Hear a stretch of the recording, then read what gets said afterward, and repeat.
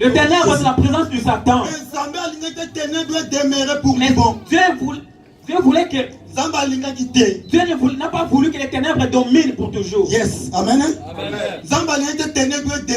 Et c'est ça que la Bible dit, que les ténèbres ne régneront pas toujours. Et quand les ténèbres étaient là pour détruire le monde, c'est pourquoi la Bible dit, tu as les yeux mais tu ne vois pas. Il y a un monde devant toi et tu ne vois pas. Les yeux pour manger le pizza, pour les yeux de voir le péché, tu ne vois pas. Change-toi, bien-aimé. Change ta vision. Change ta vie, bien-aimé. Change ta vie. Change ta vie, bien-aimé. Change ta perception, bien-aimé. Quand vous tenez besoin de demeurer. Quand les ténèbres demeurent. Ça m'a dit non, les ténèbres ne demeureront pas toujours. Et Dieu a dit que les ténèbres ne demeureront pas la lumière. Il faut que j'envoie la lumière. Il faut que la lumière vienne. Et quand la lumière est venue, c'est Jésus-Christ la lumière du monde.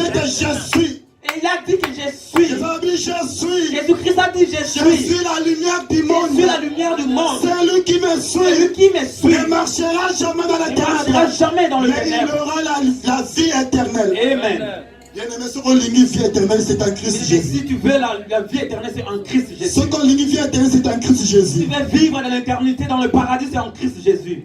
Alléluia. Amen. Les péchés, bien-aimés, ils ont même abattu la perdition. Le péché amène beaucoup de gens dans la perdition. Regarde ta vie, regarde ta conduite. Le plaisir du monde. Mais la Bible dit, dans Matthieu 24, le verset Jésus. Matthieu 24, le verset 35. Merci Seigneur. La Bible dit dans le livre de Matthieu 24, verset 35. La Bible dit que tout dans ce monde passeront. Les mondes passeront. Même les mondes passeront. Sa convoitise aussi passeront. Sa convoitise aussi passeront. Mais la parole de Dieu ne passeront jamais. La parole de Dieu ne passeront jamais. Amen. La parole de Dieu ne passeront jamais. Amen. Et quand je vois la parole, je vois la présence de Jésus-Christ. Quand je vois la parole, je vois la présence de Jésus. Amen. Jésus ne passera jamais. Amen. Jésus ne passera jamais. Amen. Il est éternel. Amen. Il était. Alors dit que j'étais. Je suis. Je suis. Et je resterai pour toujours. Il est le même. Hier, aujourd'hui, éternellement. Jésus dans ma vie. Je ne suis pas encore. Je ne suis pas une Jésus dans ma vie, je suis perdu. Si j'enlève Jésus dans ma vie, je suis mort. Dieu a besoin de toi. Dieu a besoin de te sauver, bien-aimé. Change ta vie. Change ta vie. Change ta vie. Change ta vie.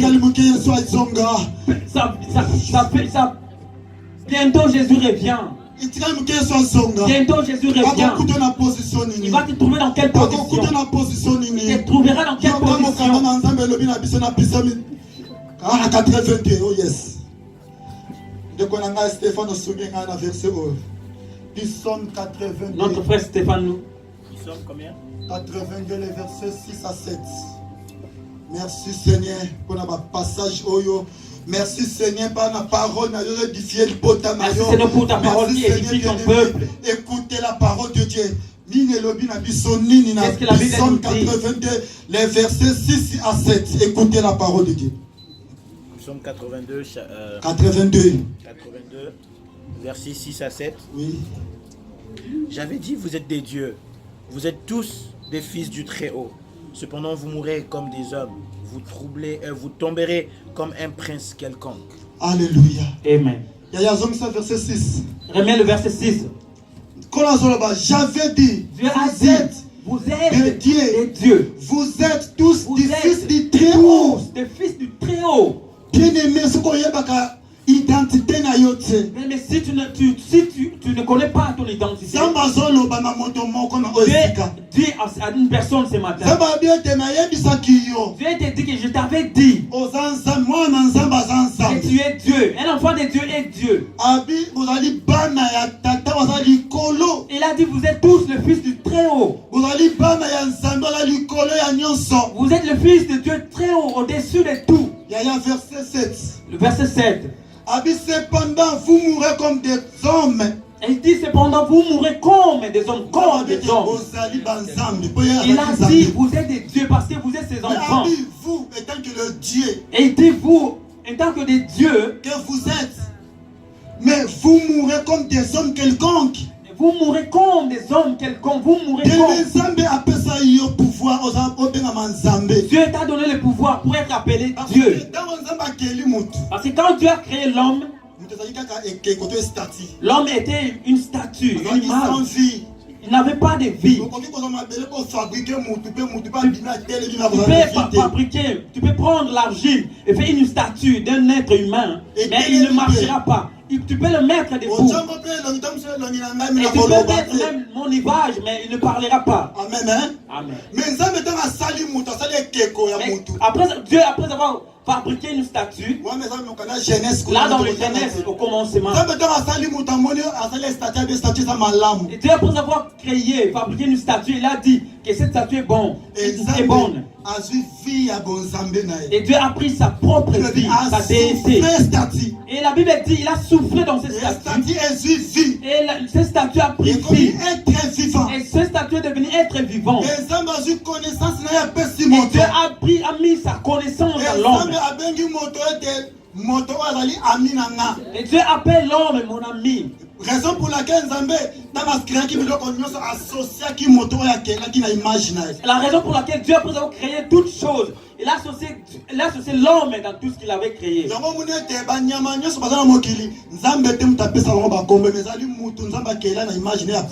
c'est la raison pour laquelle que tous les animaux, les oiseaux, c'est l'homme qui avait donné les noms à tous les oiseaux, les animaux. C'est pas Dieu qui avait donné les noms. Dieu, après avoir créé l'homme, il a le monde, toutes choses, il a associé l'homme. Mais pourquoi vous mourrez comme des hommes quelconques? Et Dieu dit, cet homme, c'est un être humain que je créé, je mis des potentialités. Mais il meurt comme des hommes quelconques. Jésus est le roi des seigneurs des seigneurs. Jésus-Christ est le roi des rois, le Seigneur des seigneurs. Nous sommes des princes. Et nous sommes des princes. Nous sommes princes. Tu es prince, une princesse. Tu es grand homme, il est grand et élevé à ton âge. Laisse-moi te dire. Vous êtes très important devant Dieu. Tu es une personne qui peut faire trembler les démons. Tu peux faire trembler les sorciers. Mais même aujourd'hui, les chrétiens ont peur des sorciers. Aujourd'hui, les chrétiens ont peur des démons. Parce que tu ignores ton identité. Parce que tu ignores où qui tu es. Renouvelle ton intelligence. Renouvelle ton intelligence. Tu comprends qui tu es. Tu as le pouvoir de faire trembler tous les sorciers de ta famille. Tu as le pouvoir de faire trembler les démons de ton quartier. Pourquoi les démons blaguent dans ta vie?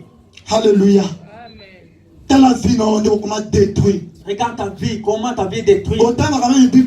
Tu ne lis même pas la Bible. Il y a un petit démon qui t'a bloqué pour ne pas lire la Bible. Et que tu peux même donner un coup spirituellement. Mais il t'a bloqué. Ton esprit est bloqué. Et pourquoi tu n'évolues pas dans les choses de Dieu? Même si on te dit viens à l'église, tu dis non, je ne vais pas venir. Merci Seigneur. Jésus, merci. Aujourd'hui, je vais parler pour les mariés. Le maman, je vais d'abord toucher pour les points de maman. Une maman que tu es à ce lieu, tu es appelée chrétienne. Mais ton comportement n'est pas comme un chrétien. Comment tu peux changer le cœur de ton mari qui ne veut pas prier? Aujourd'hui, les mamans ont des mauvaises âmes dans leur maison. Aujourd'hui, les chrétiens à l'église est sainte, mais dans leur maison, des païens. Et la Bible dit, bien le mec, tu vas vomir de gens pareils. Les mamans, si vous voulez que vos maris deviennent des bons maris, changez vos comportements, changez vos langages, changez vos caractères. Vous allez changer vos maris, vos enfants et vos maisons. Aujourd'hui, les papas, vos maris ne changent pas à cause de vous.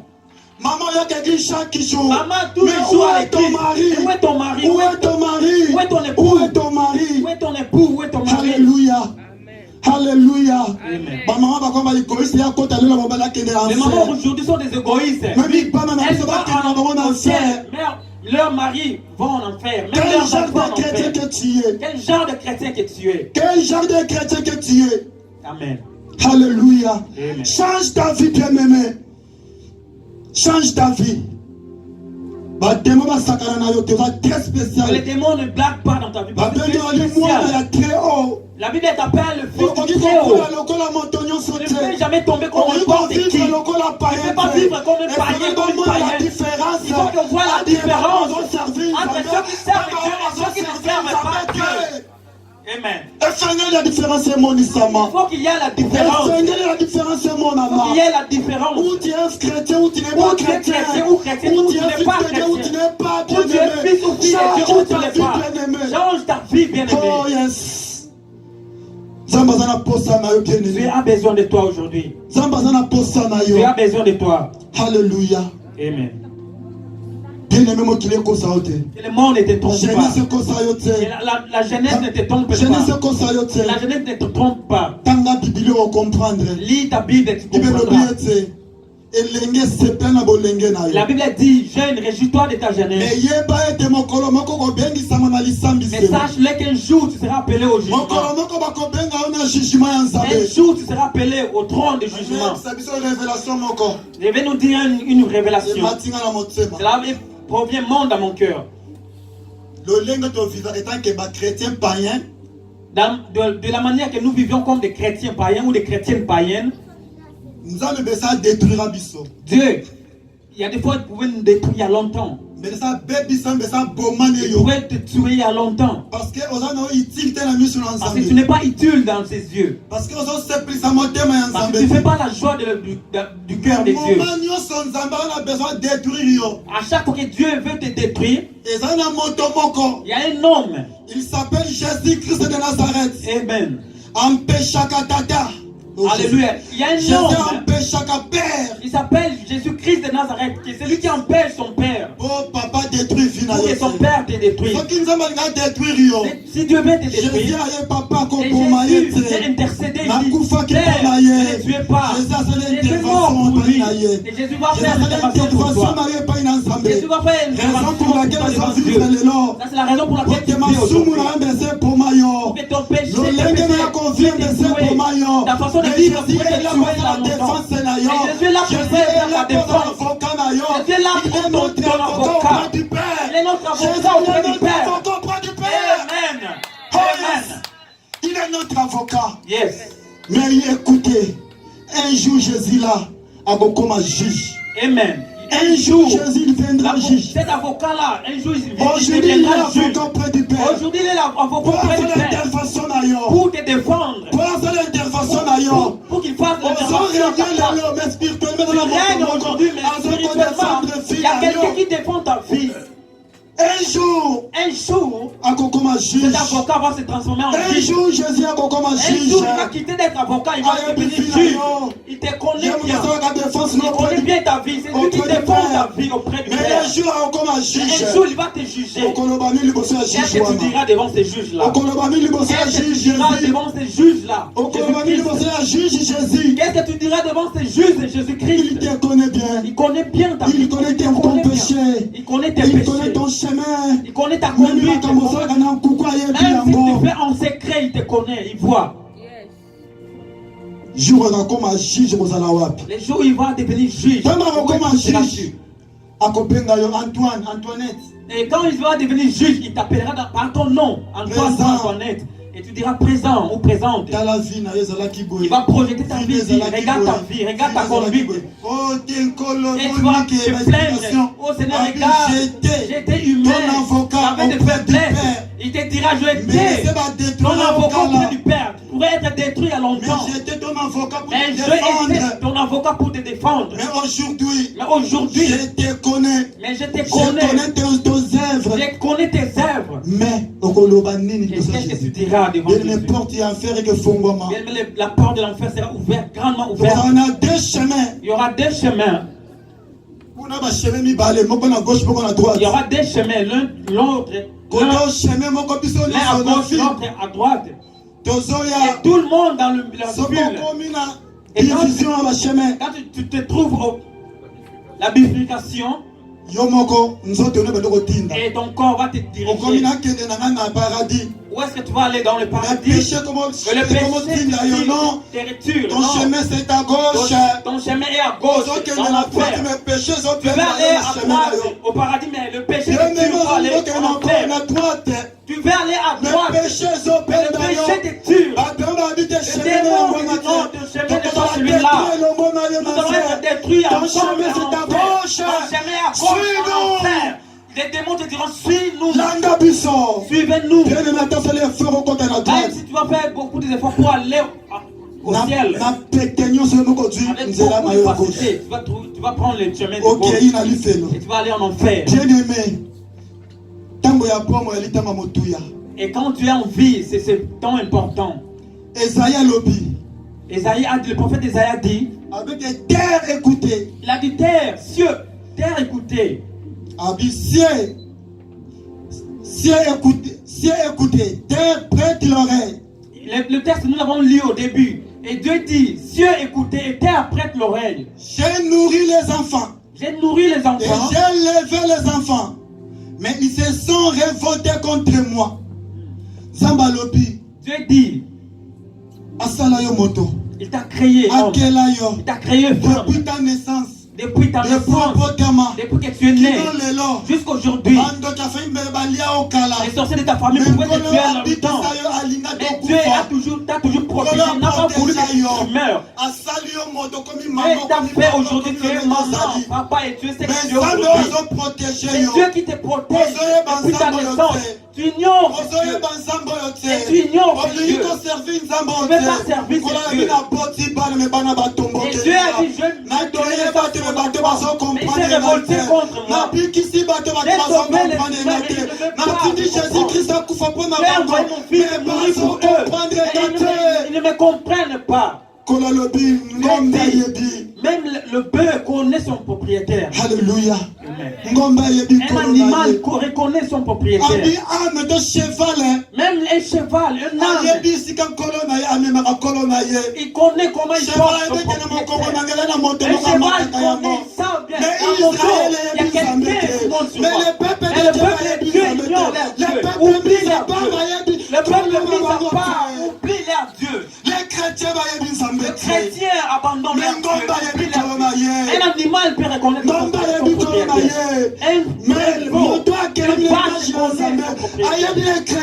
C'est l'homme qui a été créé à la l'image de Dieu.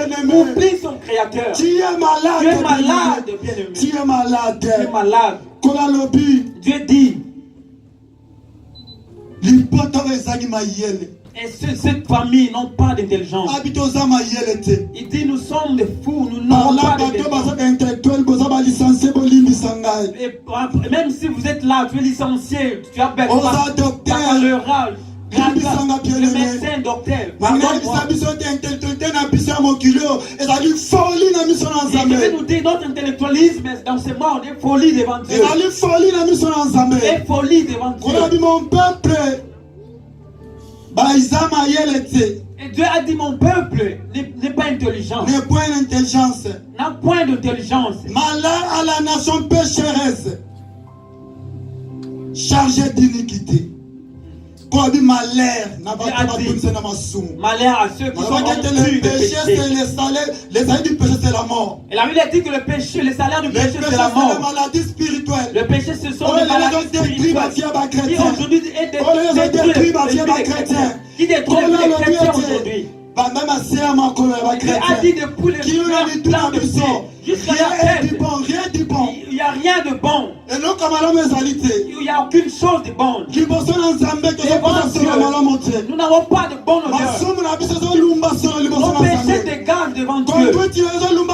La conduite dégage de mauvaises odeurs devant Dieu. D'autres sont là à l'église parce qu'il a suivi un frère. Et peut-être l'autre a suivi un frère. Change ta vie. Bien-aimé, change ta vie. Change ta position. Change ta position. Change ta position. Change ta position. Dieu a besoin de toi. Dieu a besoin de toi. Dieu a besoin de toi. Change ta vie. Change ta vie. Mokili. Le monde est entré à l'aide dans sa fin. Le monde est dans la fin. Dans si peu de temps, le monde sera détruit. Ça, c'est la raison pour laquelle le diable est en train de multiplier des stratégies. Il change des stratégies des réseaux sociaux pour détruire le peuple et pour distraire le peuple. Laisse-moi me dire. Les réseaux sociaux sont bons. Mais ils sont là pour nous distraire, pour détruire nos vies. Ils sont là pour nous détruire. Nous n'avons pas le temps de lire la Bible. Et si nous regardons nos téléphones, vous êtes fatigué dans le Facebook. Tu n'as même pas le temps d'ouvrir la Bible. Tu n'as même pas le temps de prier. Tellement dans le Facebook, dans les distractions, dans les stratégies du diable. Et peut-être tu es dans le téléphone. Il n'y a même pas une chose d'importante qui se fait dans le téléphone. Mais concentré au téléphone. iPad, Internet. Le diable te fait introduire. Mais qu'est-ce que tu fais là? Qu'est-ce que tu fais dans le Facebook? Aujourd'hui, dans le Facebook, bêtise. C'est pourquoi j'ai bloqué mon Facebook. J'ai bloqué le mien. Parce qu'il y a trop de bêtises. Alléluia. Amen. Oh Jésus, merci. Un homme de Dieu a dit, dans le Facebook, tu verras le cerf avec son mini-jeep. Et il a pris une photo et il a postulé dans son profil de Facebook.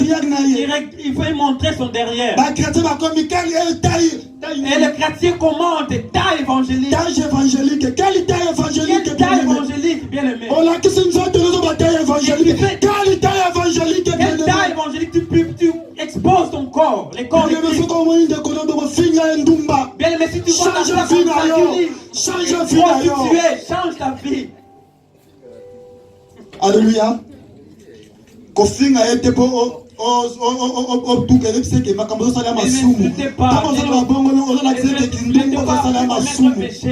un langage. C'est un péché. C'est un langage. Alléluia. Si tu me vois que j'ai commis une erreur, tu me vois dans le péché, dis-moi la vérité. Je sortirai dans le péché. Sortez dans cette vie. Sortez dans cette vie. La Bible dit. La Bible dit dans le livre d'Ésaïe 9:5. Car un enfant nous est né. Oh yes. Un enfant nous est né. Un enfant nous est né. Ésaïe 9. Un fils nous est donné. Car un enfant nous est né, un fils nous est donné. Et la domination reposera sur son épaule. On l'appellera admirable, conseiller, Dieu puissant, Père éternel, Prince de la paix. C'est Jésus-Christ de Nazareth. Amen. Il est là pour habiter sa vie. Et c'est Jésus-Christ. Il est là pour sauver ta vie.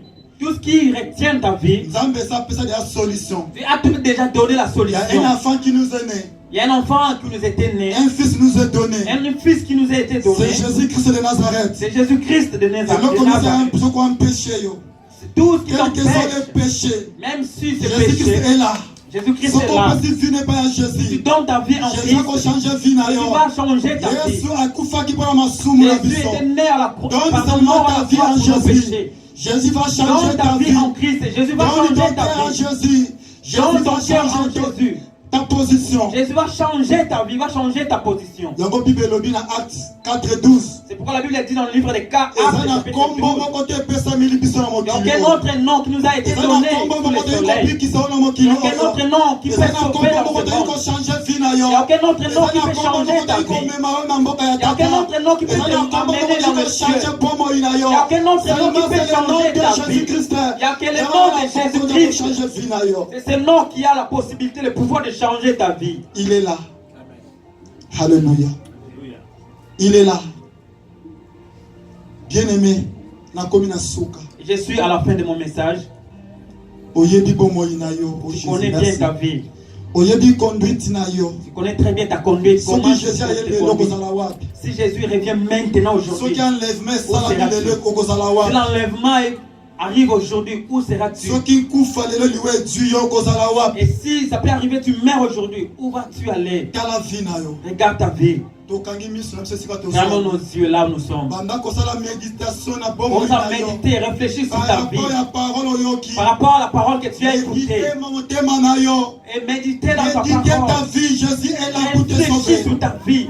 Jésus est là pour te sauver. Tu te connais très bien. Tu te connais. Tu connais ta foi. Tu connais ta foi. Tu connais ton chemin. Tu connais bien ton chemin. Tu connais ton cœur. Tu connais là où tu vas. Tu connais ton cœur. Bien-aimé, ferme tes yeux là où tu es. Tu es en ce lieu pour sauver, pour guérir quelqu'un. Il est touché, il veut donner son cœur en Dieu. Je suis malade. Et tu t'es vu que je suis malade. Et je vais être guéri, je vais être sauvé.